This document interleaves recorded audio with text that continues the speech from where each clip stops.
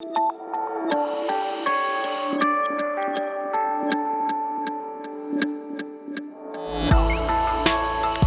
gonna be all worth it. If you have a child and you go to the birthing class, you're automatically a doctor. And that's the way the world works. Well, I just like the title, really. Yeah. It's more of the... It's an honorary. Yeah.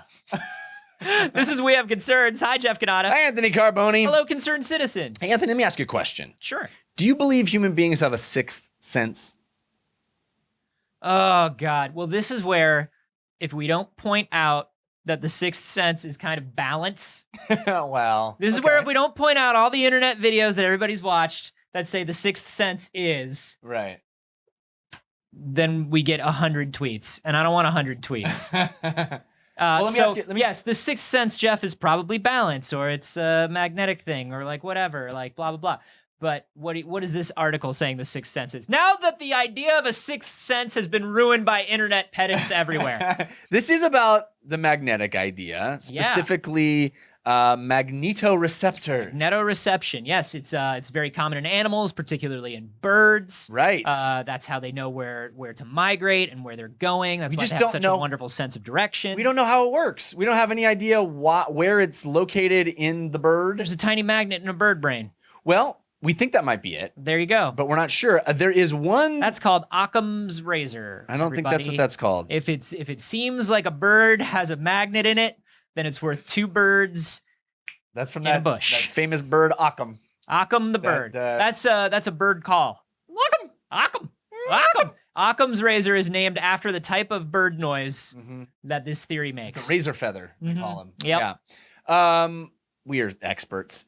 This is an article sent to us by birds creep me out like Chris crazy. Leslie, sent us to wehaveconcernshow@gmail.com. This is an article about a fella, scientist at Caltech, who believes strongly, and this has been debated a lot, but he believes strongly that human beings also have magnetoreceptors, and that we have a sixth sense, we have a tune into the magnetic polarity of the earth. But we ignore it because of television and cell phones, you guys. Yeah. If we just went back out into nature, we would be able to feel the magnetic pull of nature. Take off all your clothes. Take off your clothes. Go into the woods. Get rid of your cell phone. Keep your cell phone. Keep your cell phone because you could get lost, and also who knows what kind of rare Pokemon are out there in Pokemon Go. But for the most part, you want to disconnect and get back into nature. Right. But keep your cell phone with you. Cell phone, no clothes. Where do I put the cell phone? Don't ask. Don't ask. There are any number of ideas that immediately pop into my head, and whichever one you're comfortable with is the one that I want you to. It's that old phrase, don't ask, don't call. That's called Occam's cell phone. Put it on vibrate. Put it on. Ask, don't call. Okay, so this is a guy so we at think, Caltech. he thinks that we have this. He, in fact, claims that he has an experiment that is repeatable and testable that proves that we have some sort of sixth sense about magnetism of the earth. Now, people have claimed this in the past, and like any magic or extrasensory perception thing, the real test is whether the experiment is repeatable in a closed environment. Well, he claims he's got one. So far, he's only done it with 24 participants. Okay. But there is a group in Japan and a group in New Zealand that are now in the process of peer reviewing. So here's what he does. What is it? He takes people, he built himself a Faraday cage, and that Faraday cage blocks out any kind of bird. Yes, any kind of Faraday. No cheating, no birds allowed near you when you're taking the magnetoreception test.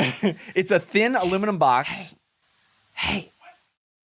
Just which way is north? Like right now, which way is north though? Right now. To your left, man. Okay, are you sure? I mean, your left or my, I think it's your left, but I could be wrong. I mean, it's real dark in here. Yeah. Also, you're a bird. Do birds know left from right? Well, yeah, look at my left. Oh, shit. You just fucked me up.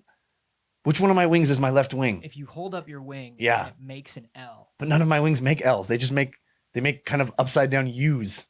All right. Or like a V, kind of a V, but upside down. Someone's coming. Sorry. All right, well, just which way do you think is north? Just still point to it. Just point your beak towards it. All right. Okay, right there. Is that north? Dude, I'm asking you. No, I know, but like. I'm going to fail. I'm going to fail, and then I'm never going to get to be a bird. Don't cheat off me, Is that though. why they're taking this test? That's where you were headed? Because then they get to be birds? Yeah, then you get to be a bird. I'll never be a bird. That's just a question. Why else would we need it? So he built this Faraday cage that is Would you take a test to be a bird, would you? I would. If at the end of that test and I passed it, I could fly. You just flew right out of the door? You'd have to leave your human life behind. I think that's called a pilot's license test. Fun story. Are you ready for this? Yeah, hit me. My aunt is a very serious woman. Okay. Like very serious. And I don't mean serious like dour, like not fun to be around or whatever. She just she doesn't have a sense of humor. She's one of those people, you know what I mean? Yeah. Like she doesn't think that way. Right.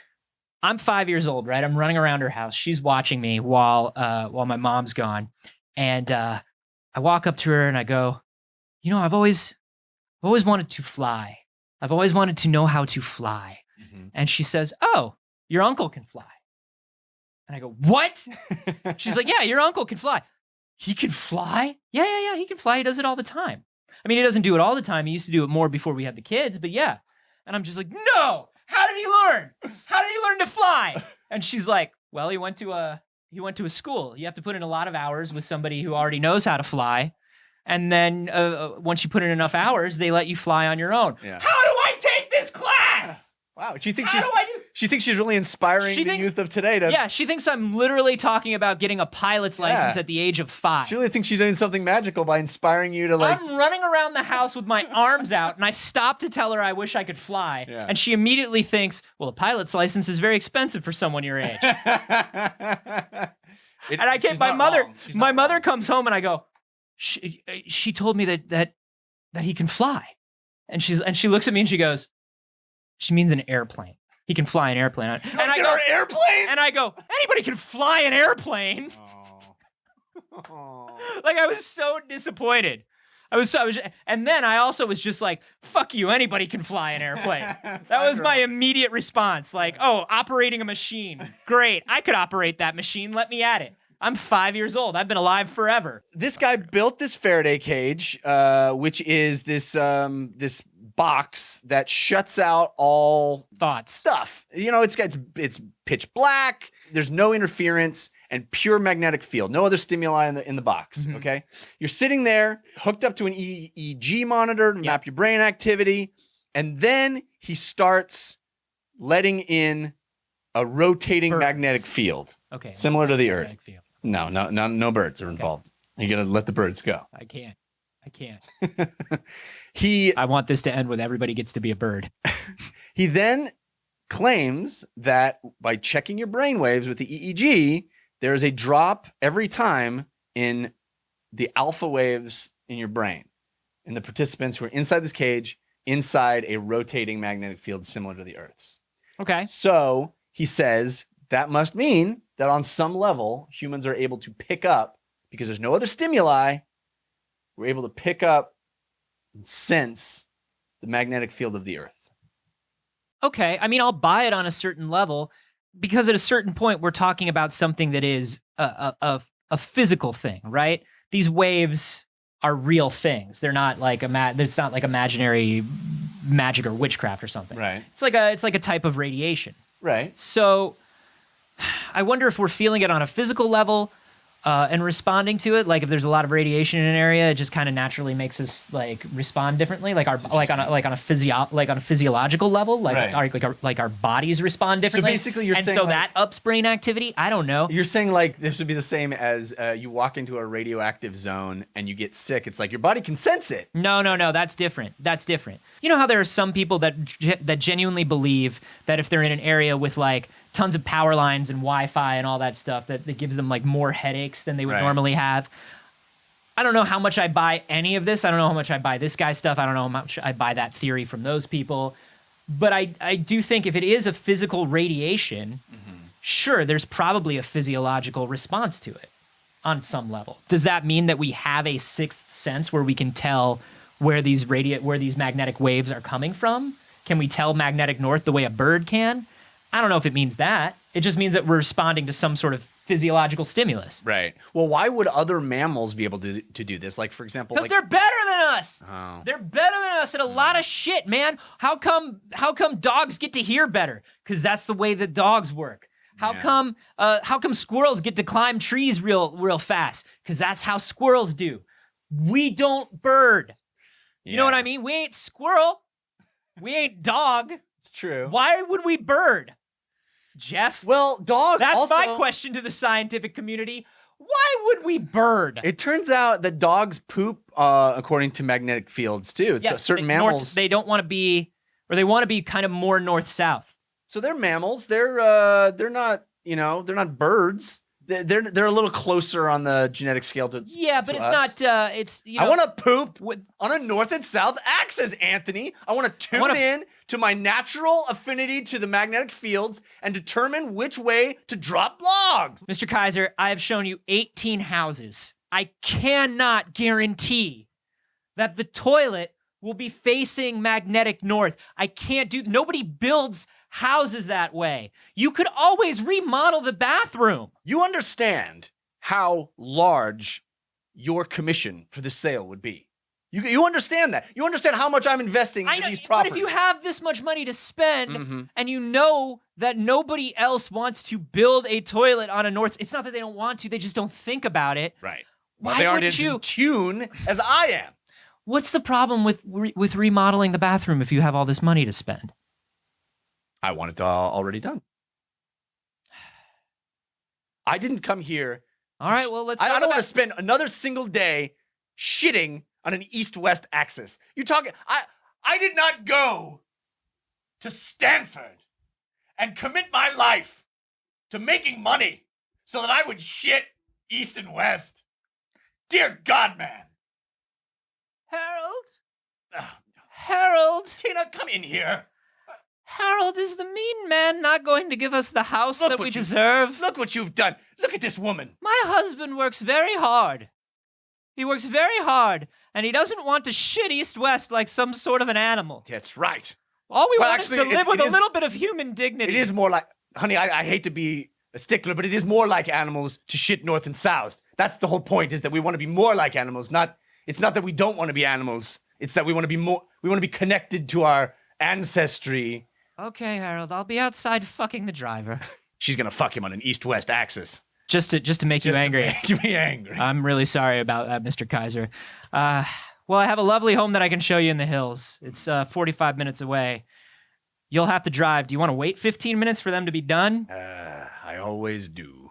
Yeah, so dogs do it, but the dogs don't do it as like, they're not so like rigid about it. Like when that study came out, everybody went, wait, I've never noticed my dog shitting north. Oh yeah, south. I've never noticed my dog be real particular about where it takes a shit. I've never noticed my dog spend 20 minutes for looking at the exact right place to piss and then decide it's gonna shit, and I'm waiting there in the fucking cold. No, but the holding difference leash is with my hand in a plastic bag like a goddamn popper. No, but they don't wind up after all of that. They don't wind up north-south.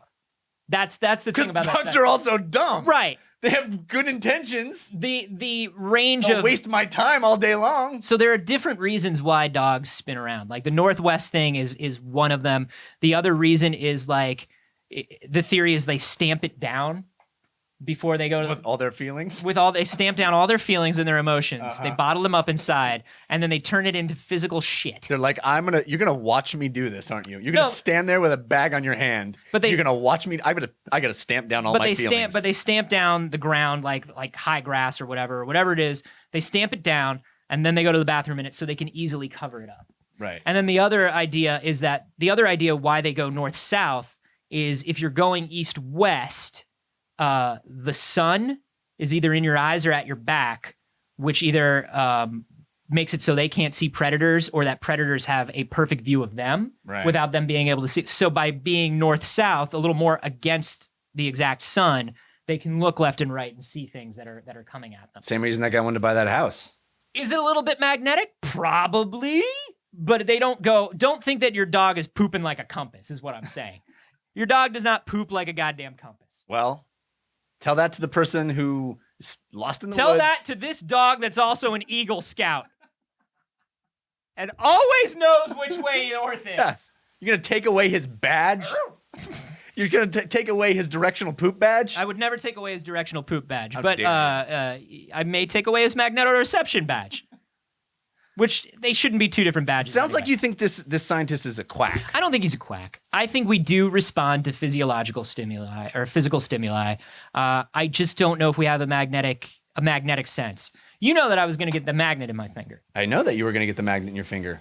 I was going to get you put a magnet. You legitimately wanted to do that. I still want to do it. Where they slice open your finger. They insert a magnet that's in like a silicone encasing. Yeah.